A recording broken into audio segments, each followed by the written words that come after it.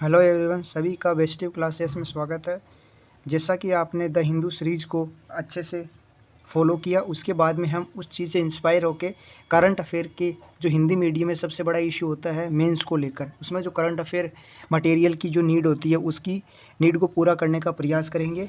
हमारी इस बेस्टिव क्लासेस में ये सीरीज मुख्य रूप से 2025 और 2026 में जो मेंस देंगे उनके रिगार्डिंग इन्फॉर्मेशन के लिए और उनके जो करंट अफेयर का जो फोबिया है उसको निपटान के लिए महत्वपूर्ण भागीदारी निभा सकती है।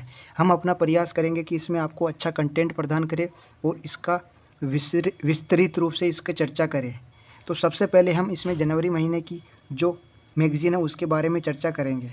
मैं आपको पहले से बता दूं कि हम इस सीरीज़ में जो करंट अफेयर की सीरीज़ है इसमें हम मंथली वाइज जाएंगे। इसमें क्या होता है कि जैसे सब्जेक्टिव वाइज होता है, GS 1, 2, 3, 4 होता है।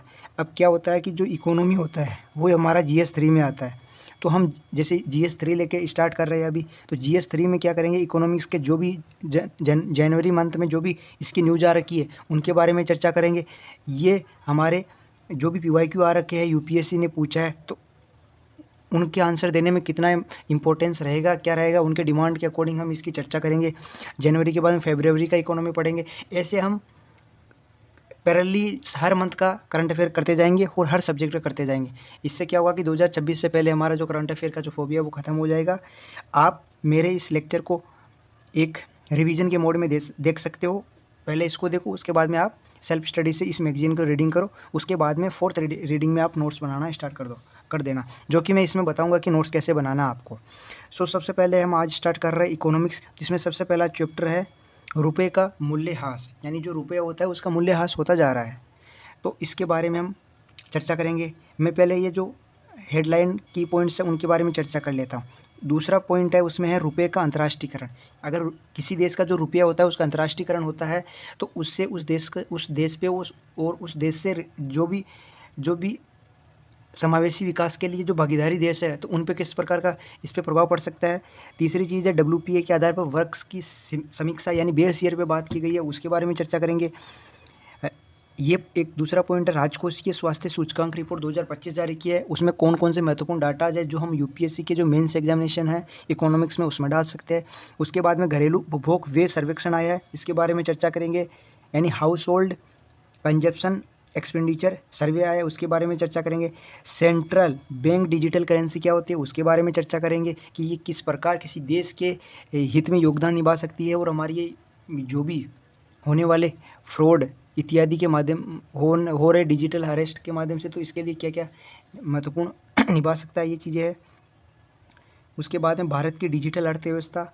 अब भारत की डिजिटल अर्थव्यवस्था है तो इस टॉपिक से UPSC 2022 में एक क्वेश्चन पूछा गया था कि जो भारत की जो डिजिटल अर्थव्यवस्था है उसके समक्ष चुनौतियां कौन सी है और उसके वे फॉरवर्ड बताना था, वे फॉरवर्ड।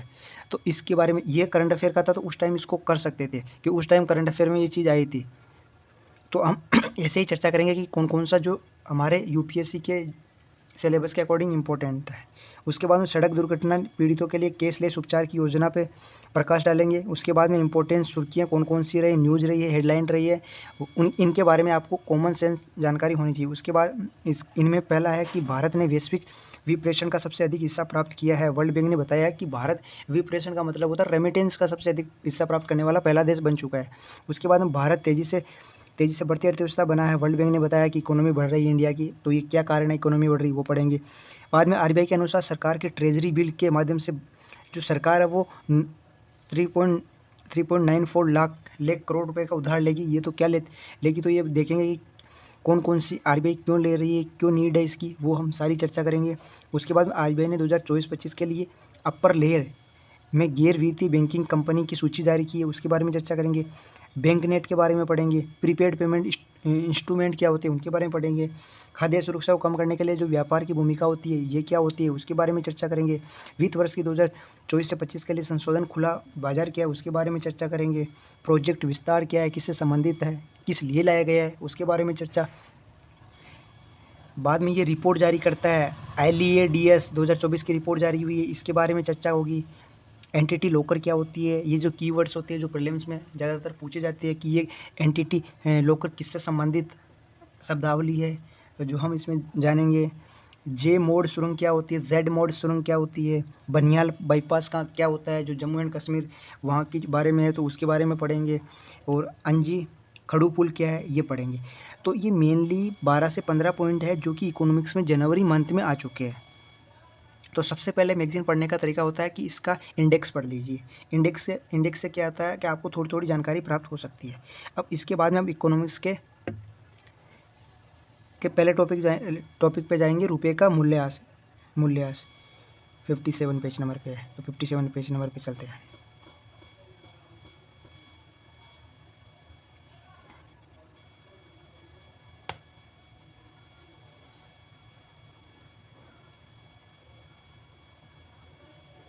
अब क्या है कि 57 पेज नंबर पे आ गए। तो अब इसमें क्या होता है कि सबसे पहले आपको इंडेक्स पढ़ना है। अब इंडेक्स पढ़ ली। अब इंडेक्स के बाद में करना है कि इंडेक्स में जो पहला टॉपिक का नाम क्या है उसके बारे में हम चर्चा करेंगे। अब इसको क्या होता है, स्टार्टिंग में इसको थोरोली पढ़ना होता है। आप मेरे इस लेक्चर के अकॉर्डिंग आप इसको सुन सकते हो और आप ये समझ सकते हो कि किस प्रकार हमको इस करंट अफेयर सीरीज को अप्रोच करना है और किस प्रकार नोट्स बनाने हैं।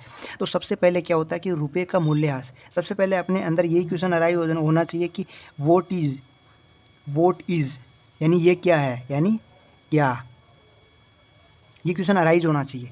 तो इसमें सबसे पहले है कि ये क्या है, तो इसके बारे में अपन पढ़ेंगे कि मूल्यह्रास क्या हो रहा है। तो मूल्यह्रास क्या क्या कि जो रुपया होता है उसकी वैल्यू गिर रही है, यानी उसका मूल्य का मतलब उसकी कीमत घट रही है। अब कीमत क्यों घटती है, कहीं ना कहीं कोई कारण होता है, उसके बारे में चर्चा करेंगे। मैं अदर नॉलेज के बात अदर चीज़ों के बारे में बात कम करना चाहूँगा, जो इस मैगजीन में दिया है उसके बारे में पहले बात करना चाहूँगा। तो सुर्खियों में क्या, हाल ही में भारत रुपये की विनिमय दर अमेरिका डॉलर के मुकाबले 85 स्तर के पार हो गई है। इसका मतलब है कि $1 के बराबर 85 रुपये का भुगतान करना पड़ता है, यानी $1 के बराबर इंडियन रुपये 85। $1 पिछले 2 वर्षों में रुपये का तेज़ी से मूल्य ह्रास हो रहा है। अब मूल्य का ह्रास हो रहा है तो ये पढ़ेंगे क्या कारण है, इसके पीछे क्या कारण है। अब क्वेश्चन आ सकता है यूपीएससी में, what was the factor of the decline of the value of the rupees, यानी मूल्य का ह्रास होने के पीछे के कारण क्या होते हैं, वो मतलब पूछ सकता है क्वेश्चन। तो इसमें सबसे पहले मूल्यह्रास क्या है, ये अमेरिका डॉलर यूएसडी यानी अन्य वैश्विक मुद्रा के सापेक्ष भारतीय मूल्य के रूप में होने वाली गिरावट। यानी मूल्यह्रास कहाँ पे मापा जाता है कि जो विश्व की सबसे प्रतिष्ठित जो मुद्रा होती है, यानी यूएस से हमारी एक सबसे बड़े डोमेन वाली करेंसी मानी जाती है वर्ल्ड लेवल पे, तो उसके सापेक्ष में हम भारतीय रुपये के मूल्यह्रास के बारे में चर्चा करेंगे, तो ये जानेंगे। उसके बाद में विनिमय दर, ये किसी एक मुद्रा की कीमत को दूसरी मुद्रा के संदर्भ में व्यक्त करता है, यानी तुलनात्मक रूप से तुलना करता है ये विनिमय दर। उसके बाद में क्या होता है कि विनिमय दर निश्चित विनिमय दर होती है, लचीली विनिमय दर होती है, प्रतिबंधित फ्लोटिंग विनिमय दर होती है। ये अलग अलग प्रकार की होती है। वर्तमान में फ्लोटिंग एक्सचेंज रेट का पालन करना, इसके तहत आवश्यक भारतीय रिजर्व बैंक कभी कभी हस्तक्षेप करता है, मतलब जो फ्लोटिंग होती है उसमें आरबीआई अपना इंटरफेस करता रहता है। अब इसमें सबसे पहला आ गया रुपये के मूल्यह्रास के जिम्मेदार कारक कौन कौन से हो सकते हैं। तो अब क्या होता है कि क्वेश्चन ऐसे भी पूछ सकता है, व्हाट वाज द मेन कोज, मतलब जिम्मेदार कारक कौन कौन से होता है जो मूल्यह्रास के लिए होता है। तो इसमें आपको सबसे पहले पॉइंट कौन कौन सा है, केंद्रीय बैंक की विश्वास, केंद्रीय बैंकों में विश्वास, यानी जो सेंट्रल बैंक होते हैं उनमें हमारा विश्वास है, उसके कारण भी मूल्यह्रास हो सकता है। जैसे वर्तमान मुद्रा संकट आमतौर पर बाजार की ओर से उत्पन्न है। बाजार केंद्रीय बैंक की बैलेंस शीट में जोखिम का आकलन करने और मुद्रा में मूल्यह्रास जिससे निवेशकों को विश्वास प्रदान करता है, ये होता है। उसके बाद में तरलता की कमी, यानी जो लिक्विडिटी होती है, तरलता कम हो जाती है।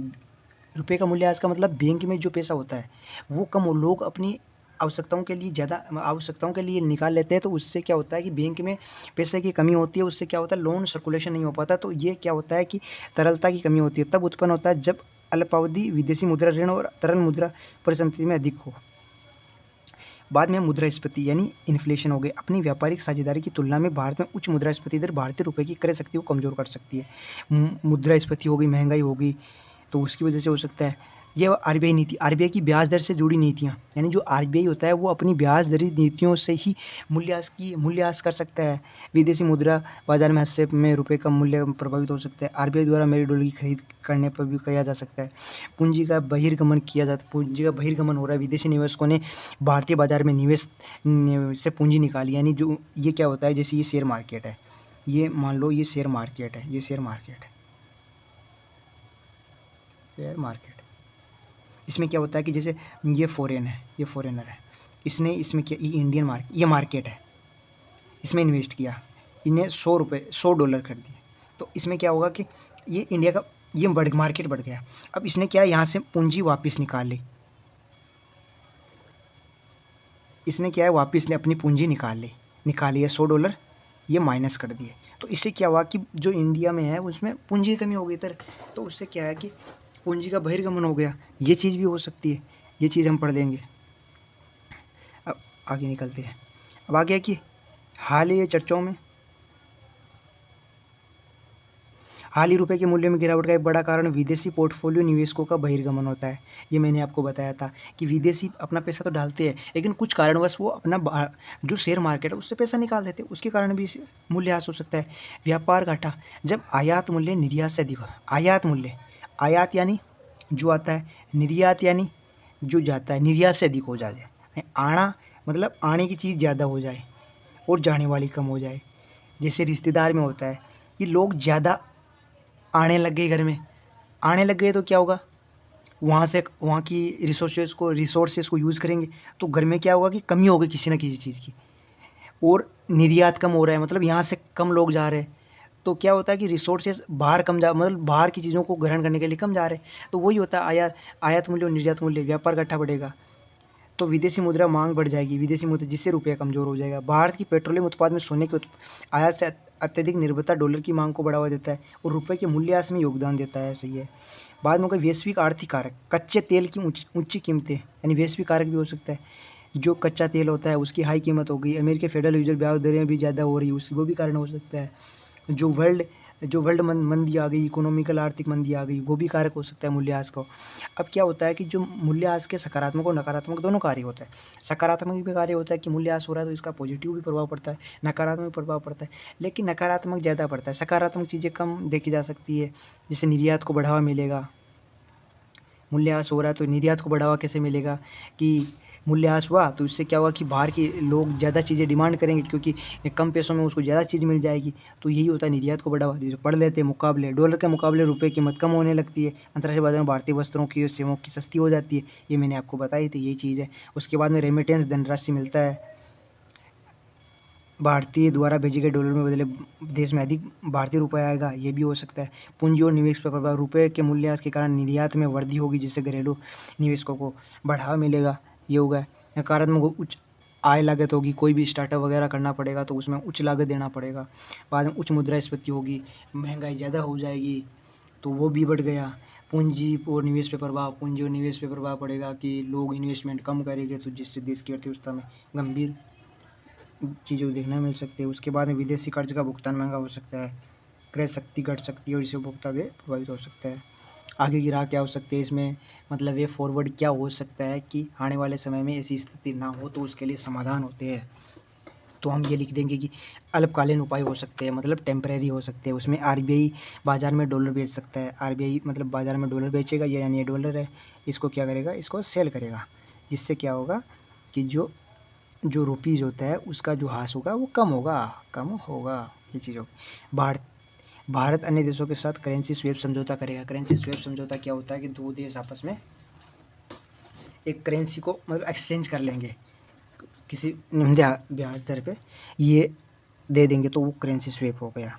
उसके बाद में विदेशी निवेशकों को आकर्षण करने के लिए मौद्रिक नीति में बदलाव किया जाना चाहिए, यानी हमारी मॉनेटरी पॉलिसी में चेंज करेंगे। ये मॉनेटरी पॉलिसी हो गई, इसमें क्या करेंगे, बदलाव करेंगे, चेंज करेंगे तो जिससे क्या हुआ कि बाहर के लोग इसमें आने लगेंगे इन्वेस्टमेंट करने के लिए। गैर जरूरी आयात को प्रतिबंध करेंगे और आयात नीति में बदलाव करेंगे। जैसे कुछ चीज़ें ऐसी है कि गैर ज़रूरत के लिए मंगाई जाती है, उतना इम्पोर्टेंट नहीं हो सकता कि उनको हम इंडिया में बना सकते हैं, तो उनके लिए उनको प्रतिबंधित करेंगे ये चीज़ें। दीर्घकालिक उपाय क्या हो सकते हैं, व्यापार भुगतान में विविधता लाना होगा, निर्यात को प्रोत्साहन करना होगा, मुक्त व्यापार समझौते में सफल क्रियान्वयन करना चाहिए। मुक्त बाजार का मतलब ये नहीं होता है कि फ्री में चीज़ें देना।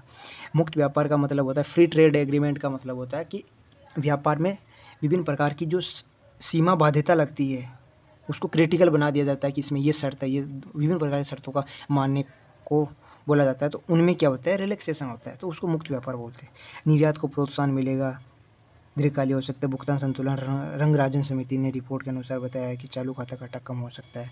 अन्य शामिल हो सकते हैं, राजकोषीय विवेकशीलता अपनाना चाहिए, मुद्रास्फीति को कम करना चाहिए, पेट्रोलियम प्राकृतिक गैसों की आयात पर निर्भरता को कम करना चाहिए, मतलब पेट्रोलियम प्राकृतिक गैसों को जो हम आयात कर रहे हैं उनको कम करना चाहिए, ये चीज़ हो गया। अब इसमें क्या है कि ये 2 पेज है, हमने 2 पेज पढ़े रुपीज़ का जो मूल्यह्रास हो रहा है, डेप्रिवेशन, यानी रुपीज़ डेप्रिवेशन हो रहा है। तो इसमें क्या है कि अगर यूपीएससी क्वेश्चन पूछेगा तो ऐसे क्वेश्चन पूछ चुका है। तो इसमें क्या पूछता है, मेन चीज़ पूछता है कि जो मूल्यह्रास हो रहा है उसके कारक कौन कौन से हो सकते हैं, विद्यमान कारक कौन से होते हैं जिससे भारत में मूल्यह्रास हो रहा है। तो आपको ये पॉइंट, जो भी इतने मैंने पॉइंट बताए हैं, ये आपके नोट्स में ऐड होने चाहिए। इसमें क्या करना है कि आपको शॉर्ट नोट्स बनाने, 1 2 2 3 4 5 6 7 ये 7 पॉइंट लिख दिए, और इनके बारे में एक लाइन में छोटा सा इसको समाहित करके छोटा सा कीवर्ड्स में लिख देना जो आपको समझ में आ सके। ये कारकों के जिम्मेदार कारक कौन से होते हैं, सकारात्मक नकारात्मक ये लिख देना। अब इसमें क्या पूछता है, वे फॉरवर्ड पूछेगा आपको, तो वे फॉरवर्ड लिख देना, और इसको समझिए आप इंट्रोडक्शन भी बना दो कि हाल ही चर्चाओं में विनिमय दर अमेरिका डॉलर के मुकाबले 85 स्तर पार हो चुकी है और पिछले 2 वर्षों में सबसे तेज़ी से मूल्यह्रास हो रहा है। तो ये हाल ही चर्चाओं में करंट अफेयर की चीज़ डाल दोगे तो वो चीज़ हो जाएगी। आपने वो चीज़ पढ़ दिया। अब इसमें शब्दावली को जाने, ये शब्दावली उतनी इंपॉर्टेंट नहीं होती है, प्रीलिम्स में कभी पूछी जाती है तो उतनी इंपॉर्टेंट नहीं होती। इससे आप इसको ये इतना रीड करके एनालिसिस करके इसका कंक्लूजन आप अपने अकॉर्डिंग बना लेना, जो कि एक सकारात्मक होना चाहिए, व्यवहारिक होना चाहिए, इंप्लीमेंटेशन होना चाहिए, यानी वे फॉरवर्ड है, कुछ चीज़ें कंक्लूजन में डाल दो, ये क्वेश्चन आ जाएगा। आप जिस क्वेश्चन अराइज करते हैं उसके अकॉर्डिंग आप इसके नोट्स बनाने स्टार्ट कर दो, यही चीज़ है। अब आ गया सेकंड टॉपिक आएगा रुपए का अंतर्राष्ट्रीयकरण, इंटरनलाइजेशन ऑफ द रुपीज़, यानी रुपए है उसका अंतर्राष्ट्रीयकरण करने से भारत पे प्रभाव क्या पड़ेगा, मतलब फ़ायदा क्या होगा। देख लो ये क्या होता है, इससे क्या देख, रुपए का अंतर्राष्ट्रीयकरण करेंगे तो चुनौतियाँ क्या हो सकती है, आया चुनौती क्या है, और इसको अंतर्राष्ट्रीयकरण के लिए उठाए गए कदम क्या होते हैं भारत सरकार द्वारा, और आगे की राह क्या है, जैसा इसमें लिखा हुआ है ना उसके अकॉर्डिंग आपके नोट्स बनना चाहिए। जैसे इसमें कुछ पॉइंट लिखे हुए हैं उनके अकॉर्डिंग, क्योंकि जो विजन आईएएस होती है वो अपनी मैगजीन बनाती है तो एक क्वेश्चंस फॉर्म में बनाती है, आप डायरेक्ट उसको हिट कर सकते हो क्वेश्चंस के अकॉर्डिंग। अब इसमें सबसे पहले आप क्या रुपये अंतर्राष्ट्रीयकरण, ये न्यूज़ में क्या था, हाल ही में भारतीय रिजर्व बैंक आरबीआई ने विदेशी मुद्रा प्रबंधन अधिनियम 1999 को उदार बनाया है, और आरबीआई ने इस कदम का मुख्य उद्देश्य सीमा पार लेन देन के निपटान के लिए भारतीय रुपये के उपयोग को बढ़ावा देना, यानी जो भी सीमा पार देश है, सीमा पार का मतलब हो गया म्यांमार हो गया, बांग्लादेश हो गया, थाईलैंड हो गया, कम्बोडिया हो गया, लाओस हो गया, चाइना हो गया, कजाकिस्तान हो गया, पाकिस्तान हो गया, ये विभिन्न प्रकार के देश है, इनके साथ में क्या करा, अपना रुपये का अंतर्राष्ट्रीयकरण करा, मतलब वहाँ पे भी जो लेन देन का माध्यम, अगर कोई यहाँ से घूमने के लिए वहाँ पे जाए, ट्रेवल के लिए जाए, तो वहाँ पे वो पेटीएम जैसी सुविधाओं का भी फ़ायदा ले पाए, तो उस चीज़ को एक मतलब ये वैश्विक आर्थिक समावेशन का आधार बन सकता है, यानी वहाँ की इकोनॉमी को बूस्ट करने के लिए और इंडिया की इकोनॉमी को बूस्ट करने के लिए एक प्रकार का लिंकेजेज हो सकता है। तो सब इसमें क्या है, इसमें हाल ही में नियम में बदलाव किया गया है। तो सबसे पहले अपन पढ़ेंगे क्या है, क्या है रुपये का अंतर्राष्ट्रीयकरण क्या होता है। रुपये का अंतर्राष्ट्रीयकरण वह प्रक्रिया है जिसमें वैश्विक लेन देन में भारतीय रुपये के उपयोग को बढ़ावा देना है। मैंने बताया था कि भारतीय रुपये उसका उपयोग बढ़ जाता है। दूसरी चीज़, इसके तहत आयात निर्यात में रुपये भुगतान करना पड़ता है, फिर चालू खाता लेन देन इसका इस्तेमाल करना होता है, पूंजीगत खाता लेन देन से इसे अपनाना चाहिए। अब जैसे इसका एक एग्जाम्पल बता देता हूँ, रुपये का अंतर्राष्ट्रीयकरण का सबसे बड़ा एग्जाम्पल ये है कि जैसे अभी क्या होता है कि वर्तमान में हम किसी भी देश के साथ में जो व्यापार का समझौता करते हैं, व्यापार समझौता हो गया, रक्षा समझौता हो गया, तो उसमें क्या होता है, अमेरिका के साथ किया तो डॉलर में किया, जैसे चाइना के साथ किया युआन में किया, मतलब उनकी करेंसी में हमने उसके साथ में जो डील है वो किया, भुगतान करना पड़ता है। लेकिन भारत चाह रहा है कि आयात जो निर्यात हो रहा है उसमें हम रुपये का भुगतान करें, ये चीज़ चाहता है इंडिया, तो वो चीज़ ये आपको जानने के लिए होगा। अब इसके बेनिफिट्स क्या होंगे, क्या होता है पता हो गया, प्रीलिम्स के अकॉर्डिंग बता दिया, रुपये का अंतर्राष्ट्रीयकरण क्या होता है, यूपीएससी में प्री में पूछ सकता है, अंडरस्टैंडिंग हो गई। इसके बेनिफिट्स क्या होते हैं ये आपको मेंस में पूछ सकता है, यूपीएससी में एक कीवर्ड वगैरह डाल के पूछ सकता है। आर्थिक संकटों को कम करता है, यानी जो इकोनॉमिकल क्राइसिस वगैरह आते हैं उनको कम करता है, जैसे विदेशी मुद्रा पर निर्भरता कम करता है, यानी हम ज़्यादातर विदेशी मुद्रा पर निर्भर होते हैं, उस निर्भरता को कम करता है। अर्थव्यवस्था में विनिमय दर में आकस्मिकता, उतार चढ़ाव, मुद्रा संकट और मुद्रास्फीति दबाव से बचाता है, यानी इन्फ्लेशन वगैरह जैसी चीज़ें नहीं हो पाती, उन चीज़ों से बचाता है। सेकंड पॉइंट है विनिमय दर से जुड़ी जोखिमों को कम करता है, और मुद्रा अस्थिरता से सुरक्षा न केवल व्यवसाय करने की लागत को कम करता है बल्कि व्यापार को बढ़ावा भी देता है। इससे व्यवसायियों को वैश्विक स्तर पर विस्तार करने में अधिक अवसर मिलते हैं। उसके बाद में अधिक विदेशी मुद्रा भंडार रखने की आवश्यकता को कम करता है। ज़्यादातर हमें विदेश मुद्रा का भंडार ज़्यादा रखना होता है तो उसकी कमी को कम कर देगा। ये भारी आर्थिक अस्थिरता से निपटने के लिए परिवर्तनशील मुद्रा को उच्च विदेशी मुद्रा भंडार रखने और ऊपर निर्भर करने की आवश्यकता पड़ती है। मतलब भारत का एक वर्चस्व निभा पाया, भारत एक वर्ल्ड लेवल पर वर्चस्व निभा पाएगा अपना। घाटे का वित्त पोषण करता है, भारत के वित्तीय बाजार को मजबूत बना देगा। ये चीज़ आपको जानना होगा। तो सबसे पहले हमने ये जान लिया कि जो रुपये का अंतर्राष्ट्रीयकरण क्या होता है और ये क्या होता है। अब हाल ही में चर्चाओं में विवाद मतलब बदलाव क्या हुआ है। बदलाव ये हुआ है कि भारत से बाहर रहने वाले व्यक्ति कौन होते हैं।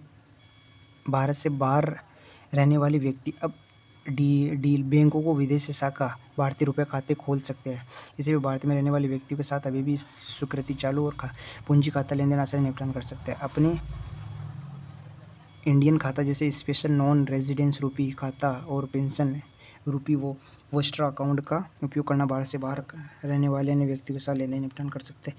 भारत से बाहर रहने वाला व्यक्ति कोई भी जिसका भारत में व्यवसायिक हित है रुपये में वास्तविक लेन देन के लिए उद्देश्य में खोल सकता है। यानी ये हो गया स्पेशल नॉन रेजिडेंट रुपी एक प्रकार का एक पोर्टल खोल दिया गया है। अपने प्रत्यावर्तनीय खातों में रखी गई राशि का उपयोग विदेशी निवेश में कर सकता है भारत। मतलब कोई भी वहाँ पे विदेशी मतलब इंडिया का जो NRI है वो वहाँ पे क्या कर सकता है, वो अगर इन्वेस्टमेंट करना चाहता है अन्य देश में तो वहाँ से वो अपना पैसा निकालेगा और वहाँ पे इन्वेस्ट कर देगा। इसलिए ये महत्वपूर्ण हो सकता है। भारतीय निर्यात कभी भी विदेशी मुद्रा में निवेश खाते में खोल सकता है। यानी जो भारतीय निर्यातक किसी भी विदेशी मुद्रा में निवेशक विदेश में खाते खोल सकता है अगर, जिससे व्यापार लेन देन में निपटा सकता है और निर्यात में धनराशि प्राप्त कर सकता है, रुपये आय भुगतान के लिए करना शामिल हो सकता है। वोस्ट्रा और नोस्ट्रा खाते में अंतर क्या होता है। वोस्ट्रा नोस्ट्रा ये फिल्म से पूछा जा सकता है कि वोस्ट्रा खाता संबंधित किससे, हाल ही चर्चाओं में वोस्ट्रा किससे संबंधित है और नोस्ट्रा क्या है। वोस्ट्रा ये किसी देश या भारतीय विदेशी बैंक द्वारा स्थानीय मुद्रा में खोला जाने वाला बैंक, यानी जैसे कि भारत में, यानी ये किसी अन्य देश यानी अन्य किसी देश का है और भारत में विदेशी बैंकों द्वारा स्थापित मुद्रा में खाता खोलना स्थानीय मुद्रा में। ये घरेलू बैंक जिसमें भारत का कोई बैंक का विदेश में स्थित विदेश में वोस्ट्रा खाता, मतलब ये तो होता है कि दूसरा देश भारत में वोस्ट्रा खाता होता है, वोस्ट्रा अकाउंट होता है कि कोई दूसरा देश भारत में आके अकाउंट खुलवाए अपनी स्थानीय मुद्रा में तो उसको ये कहते हैं। और अगर इंडिया किसी देश की को बैंक दूसरे देश में जाके और अपनी स्थानीय मुद्रा के लिए इसी मुद्रा में खोला जाता है तो उसको नोस्ट्रा कहते हैं। ये विदेशी बैंकों को दूसरे देश में कार्य करने और लेन देन में सुविधा करता है। नोस्ट्रा खाता विदेशी मुद्रा विनिमय व्यापारी बैंकों को बढ़ावा देता है। ये चीज़ हो गया। उसके बाद में कि इसकी चुनौतियाँ क्या हो सकती है और अंतर्राष्ट्रीय उठाए गए कदम क्या हो सकते हैं और वे फॉरवर्ड क्या हो सकता है उठाए गए। सबसे पहले चुनौतियाँ पड़ेंगी। विनिमय दर में अस्थिरता हो जाएगी। इससे प्रारंभिक चरणों में विनिमय दर अस्थिरता बढ़ने की आशंका है। दूसरी चीज़ है कि नीति दुविधा या ट्रैफिंग डायलेमा, ये मौद्रिक नीति की दुविधा पैदा कर सकता है। इसमें ट्रैफिंग दुविधा हो सकती है, मतलब जो हमारी मॉनेटरी पॉलिसी है उसमें विभिन्न प्रकार की प्रॉब्लम आ सकती है, ट्रैफिंग हो सकती है।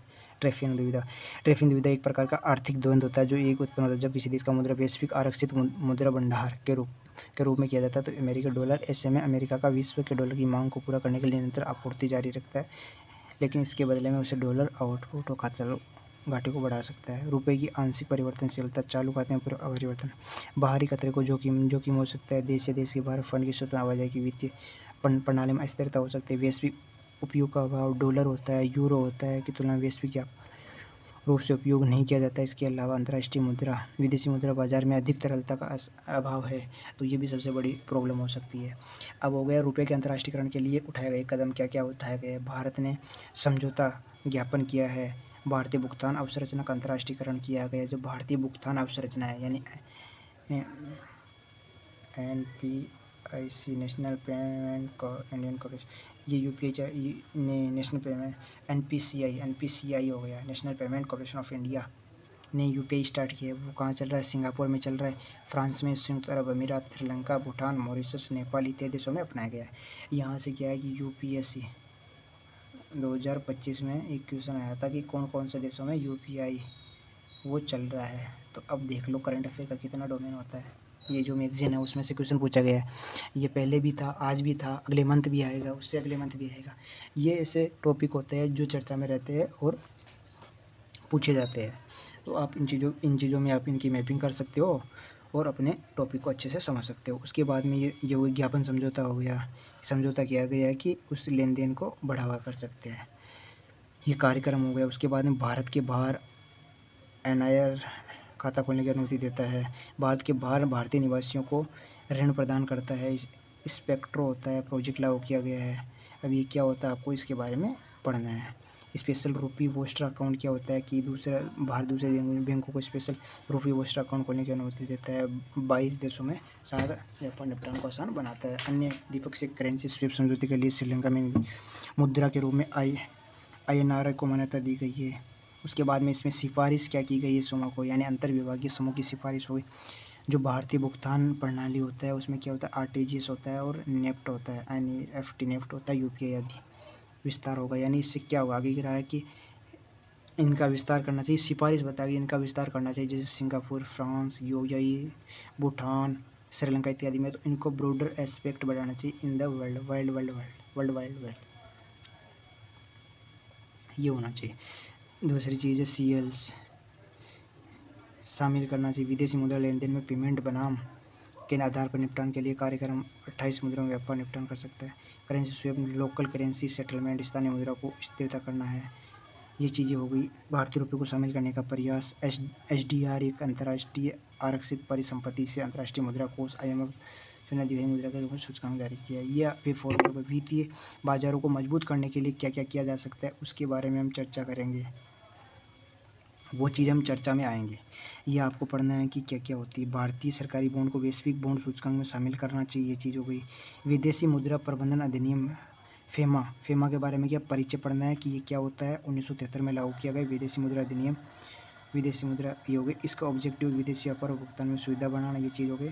अब इसमें क्या होता है कि ये जो आज मैंने 2 टॉपिक पढ़ाए आपको, तो इनमें आपको जाके यही करना है कि दोनों टॉपिक की रीडिंग लगाना है। बाद में इसके की पॉइंट्स लिखने हैं। जैसे UPSC के मेंस के आप यूपीएससी के, जैसे मैं इसको नहीं बता देता।